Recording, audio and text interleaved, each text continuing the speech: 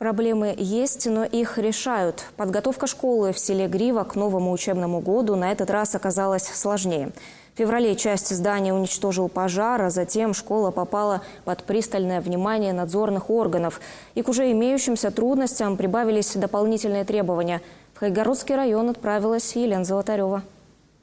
В тесноте да не в обиде решили жители Гривы после пожара и организовали учебный процесс в уцелевшей части здания. Вариант ездить в Кайгородок для сельчан оказался неприемлем. Но происшествие стало поводом для пристального внимания надзорных органов. Пожнадзор потребовал поменять всю проводку. Муниципалитету пришлось спешно искать средства. Их нашли в рамках договора о соцпартнерстве с промышленным предприятием. Технический отчет, там все написано, какие виды работы. Из 3 коммерческие предложения мы получили от наших, кто именно этими работами занимается. Самые наименьшие суммы у нас городские. Предоставили город Сыктывкар в пределах 800 тысяч. Подрядчик приступит к работе уже на этой неделе, а вот исполнить требования Роспотребнадзора, обеспечить школу и сад качественной водой очень проблематично. Для всех детей готовят в одном пищеблоке. Воду берут из колодца, и много лет к ней не было претензий. Но на этот раз обнаружили высокое содержание железа. Решили проверить воду еще по химическим показателям.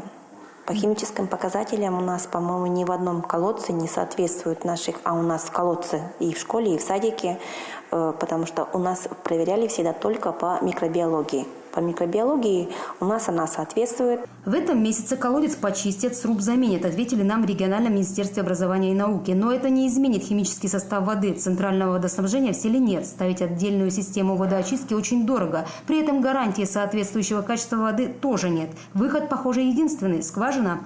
Там пределах 7-8 миллионов, я думаю. У муниципалитета таких денег нет, соответственно, и на себя это обязательно берет республика. У нас должны быть уточнены документы Минстроя.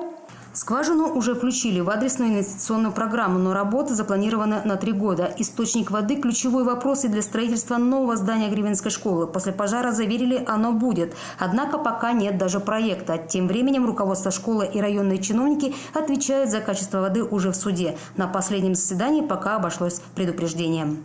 Из Кайгородского района Елена Золотарева, Любовь Моисеева, Вести Коми.